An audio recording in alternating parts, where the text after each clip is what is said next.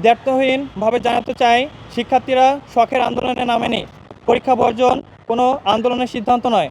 জনদুর্ভোগ সৃষ্টি করা শিক্ষার্থীদের লক্ষ্য উদ্দেশ্য নয়। কিন্তু অধিকারহীন ভবিষ্যৎ নিয়ে ক্লাসে ফেরার কোনো নৈতিক বা বাস্তব ভিত্তি নেই। উপস্থিত সম্মানিত সাংবাদিকবৃন্দ ও দেশবাসী সকলের প্রতি আমাদের সালাম, আসসালামু আলাইকুম।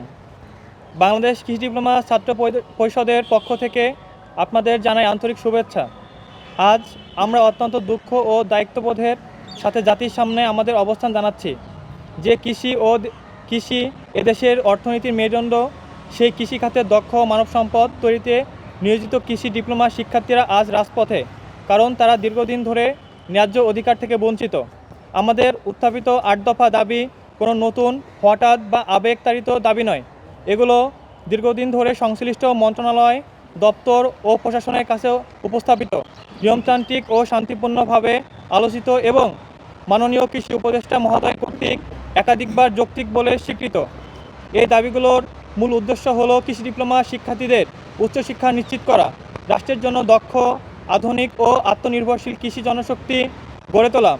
প্রতিশ্রুতির ধারাবাহিকতা ও প্রতারণার বাস্তব চিত্র আমরা বারবার আলোচনায় বিশ্বাস করেছি। সে কারণেই ২১ এপ্রিল ২০২৫ এগ্রি ব্লকেট কর্মসূচির সময় মাননীয় কৃষি উপদেষ্টা ও সংশ্লিষ্ট উপদেষ্টাদের সরাসরি আশ্বাসে আমরা আন্দোলন স্থগিত করি। ৯ ডিসেম্বর ২০২৫ সচিবালয়ে অনুষ্ঠিত বৈঠকে শিক্ষার্থীদের প্রতিনিধিদের সামনে দাবি বাস্তবায়নের প্রতিশ্রুতি, নির্দিষ্ট সময়ের মধ্যে প্রজ্ঞাপন ও বাস্তবায়ন কমিটি প্রকাশের আশ্বাস দেওয়া হয়। কিন্তু আজ অত্যন্ত দুঃখের সাথে বলতে হচ্ছে, একটিও দাবি বাস্তবায়ন হয়নি, কোনো প্রজ্ঞাপন জারি হয়নি, দৃশ্যমান কোনো অগ্রগতি নেই, বরং নথিপত্র চালাচালি, সভা আর সময়ক্ষেপণের মাধ্যমে শিক্ষার্থীদের ভবিষ্যৎকে অনিশ্চয়তার মধ্যে আটকে রাখা হয়েছে। কৃষি সম্প্রসারণ অধিদপ্তরের দায়িত্বশীল বক্তব্য। এই প্রেক্ষাপটে সবচেয়ে উদ্বেগজনক বিষয় হলো ১/১/২০২৬ তারিখে শিক্ষার্থীরা আন্দোলন প্রত্যাহার ও দাবি বাস্তবায়নের উদ্দেশ্যে কৃষি সম্প্রসারণ অধিদপ্তরে সশরে উপস্থিত হলে দায়িত্বশীল কর্মকর্তাদের অবগত করেন। কৃষি সম্প্রসারণ অধিদপ্তরের ঊর্ধ্বতন কর্মকর্তারা প্রকাশ্যে শিক্ষার্থীদের উদ্দেশ্যে বলেন, তোমরা আন্দোলন করো, আমাদের কিছু করার নেই। আমরা সুস্পষ্ট প্রশ্ন রাখতে চাই, এটি কি একটি রাষ্ট্রীয় দপ্তরের দায়িত্বশীল বক্তব্য হতে পারে?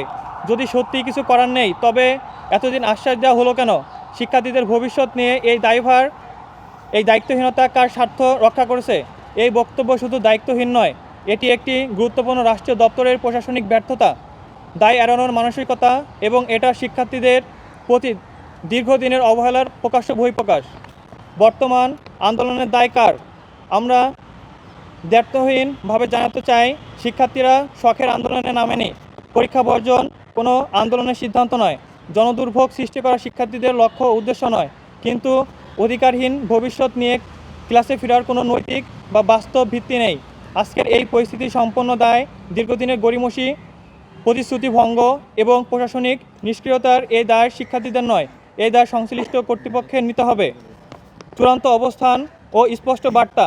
বাংলাদেশ কৃষি ডিপ্লোমা ছাত্র পরিষদ স্পষ্ট ভাষায় ঘোষণা করছে, দাবি বাস্তবায়নের সুনির্দিষ্ট প্রজ্ঞাপন ছাড়া আন্দোলন বন্ধ হবে না। আন্দোলন দমন কোনো সমাধান নয়, দাবি বাস্তবায়নই একমাত্র পথ। আমরা জানাতে চাই, রাষ্ট্রের দক্ষ কৃষি জনশক্তি তৈরিতে কাদের এত আপত্তি?